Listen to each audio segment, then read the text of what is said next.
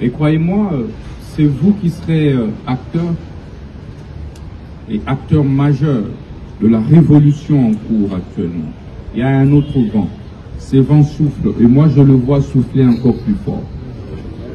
Et ces vents vont emporter des milliers de mafieux. Parce qu'il y a une fin à toute chose. On peut mentir un peuple une fois, mais on ne peut pas mentir tout un peuple tout le temps. Et donc, si aujourd'hui les fonctionnaires que vous êtes, vous n'êtes pas bien payés, vous êtes sous-payés par moment, mais c'est parce qu'il y a un groupe d'individus qui détournent l'argent de l'État et qui se moquent de l'État. Mais le chef de l'État ne peut pas être partout et au même moment. Il revient à chaque responsable de faire son travail pour que le pays puisse faire quoi? Décoller. C'est pourquoi mes enfants n'étudient pas à l'étranger, ne se font pas soigner à l'étranger, moi-même. Parce que je me dis, je dois vivre les conditions que vivent tous les Congolais pour prendre conscience que je dois améliorer leurs conditions de vie. Je dois aller dans les mêmes hôpitaux, je dois scolariser mes enfants dans les mêmes écoles.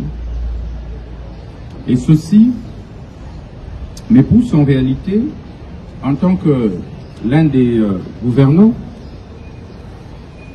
à travailler pour l'amélioration des conditions dans notre pays. Les choses doivent changer. La guerre que nous sommes en train de lancer, vous et moi, c'est une guerre... Alliance. Si tu parles, tu meurs. Si tu ne parles pas, tu meurs. Alors, parle. Chers camarades, nous avons une déclaration que nous voulons adresser à son Excellence, Monsieur le ministre d'État, ministre de la Justice et garde des Sceaux. C'est une déclaration de soutien en rapport avec la politique de réforme qu'il a initiée dans notre ministère de la Justice. Ensemble, nous allons suivre ce mot. De soutien de la délégation syndicale du ministère de la Justice à la politique de réforme initiée par son Excellence, Monsieur le ministre d'État, ministre de la Justice et garde des Sceaux à Kinshasa, Gombe. Excellence, Monsieur le ministre d'État, c'est avec grand plaisir que les cadres et agents du ministère de la Justice avaient appris la nomination de votre Excellence à la tête de ce ministère combien stratégique pour la refondation de l'état de droit dans notre pays.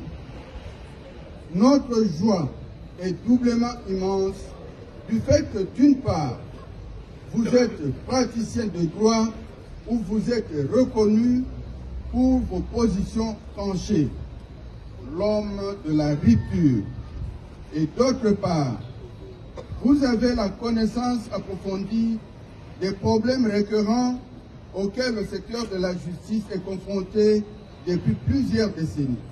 Nous vous prêtons main forte afin d'atteindre vos objectifs dans la lutte contre les antivaleurs qui gangrènent notre pays en général et l'administration de la justice en particulier.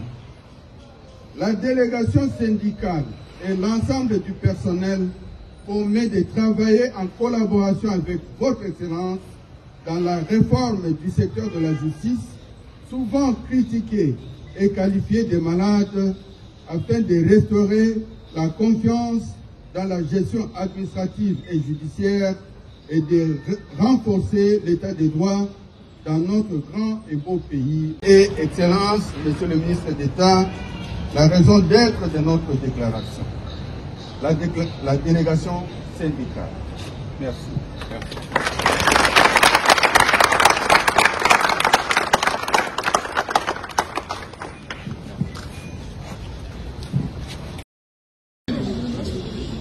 Bonjour à tous.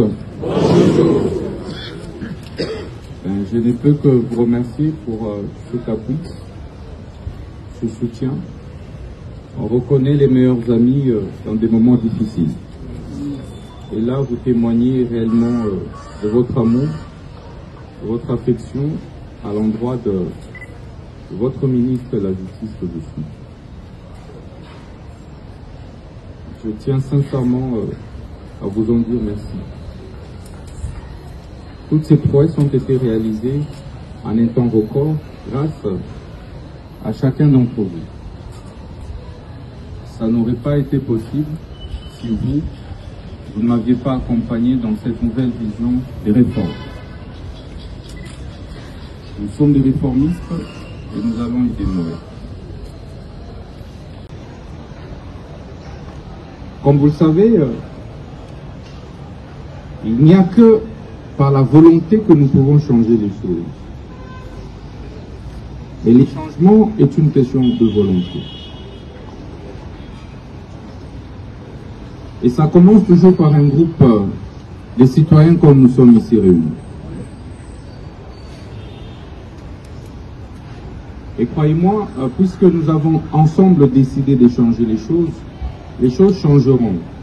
Et changeront absolument.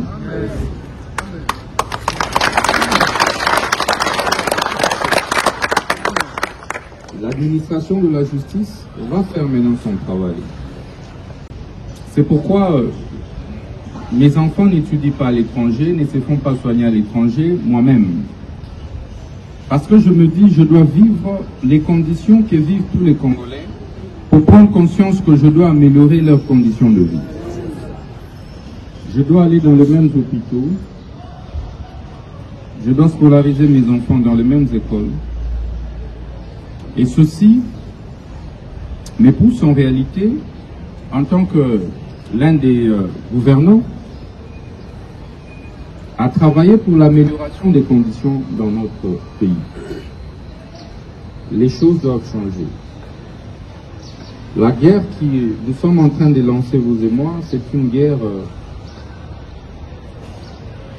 des générations futures. Donc veillez à la stricte application de toutes les mesures que nous avons prises. Suivez les responsables de chaque direction, faites votre travail. Ceux qui sont en connexion avec les greffiers, il faut le faire. Et moi-même, je vais rencontrer le vice-premier ministre, le ministre de la fonction publique, pour que les choses redeviennent à la normale.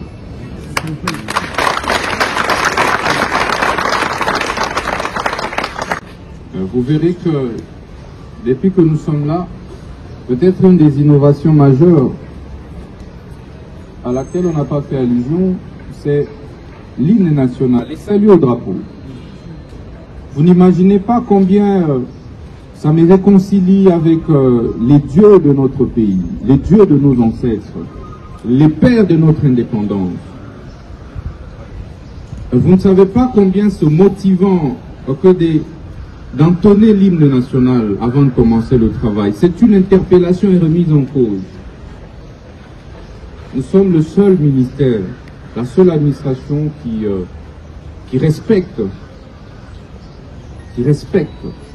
l'hymne national jusque-là. Et c'est essentiel.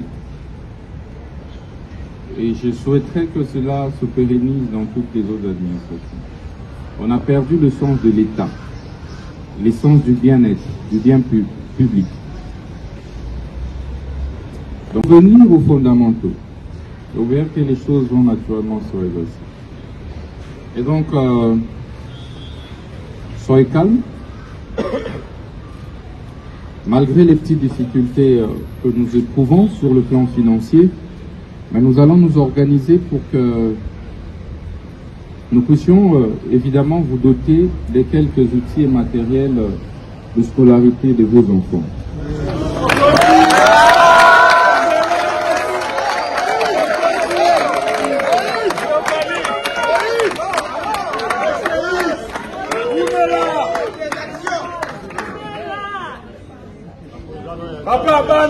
Je suis heureux que les agents des cadres de la justice puissent se ranger derrière ces réformes.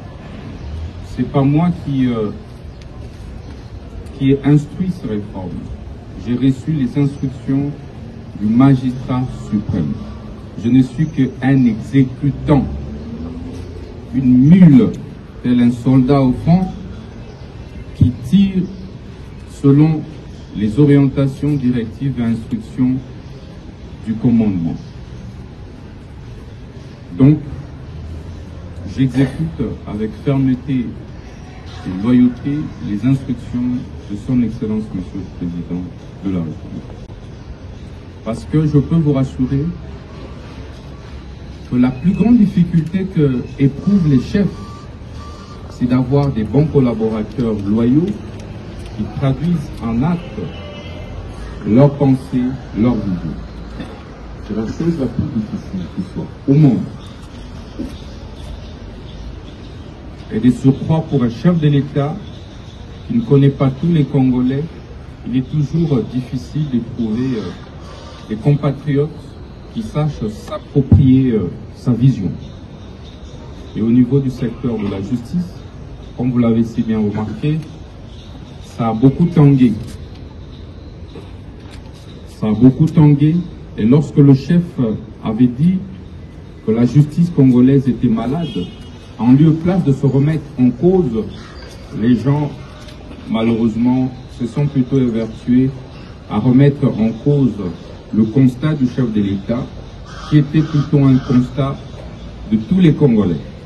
Parce que les devises qui entrent répartent immédiatement. Et c'est l'économie souterraine qui dirige, qui dicte la loi sur le marché. Parce que la justice est totalement absente. La justice n'est pas là où elle devait être. Et du coup, il n'y a pas d'emploi pour les jeunes. Les prix des biens ne font que galoper. Il y a dépréciation du franc congolais. Parce que des individus ont décidé de prendre en otage le pays. Et ces individus, c'est un groupe de mafieux qui sont dans toutes les couches sociales. Et donc, si nous voulons développer ce pays, nous devons commencer par là, par la justice. Et croyez-moi, c'est vous qui serez acteurs et acteurs majeurs de la révolution en cours actuellement. Il y a un autre vent. Ce vent souffle, et moi je le vois souffler encore plus fort. Et ce vent va emporter des milliers de mafieux. Parce qu'il y a une fin à toute chose. On peut mentir un peuple une fois, mais on ne peut pas mentir tout un peuple tout le temps. Et donc, si aujourd'hui les fonctionnaires que vous êtes, vous n'êtes pas bien payés, vous êtes sous-payés par moment, mais c'est parce qu'il y a un groupe d'individus qui détournent l'argent de l'État et qui se moquent de l'État. Mais le chef de l'État ne peut pas être partout et au même moment. Il revient à chaque responsable de faire son travail pour que le pays puisse faire quoi? Décoller. Au syndicat, d'approcher le secrétaire général pour une séance de travail avec mon cabinet, de telle manière qu'à partir de demain, vous procédiez déjà aux achats et voir comment vous allez les distribuer.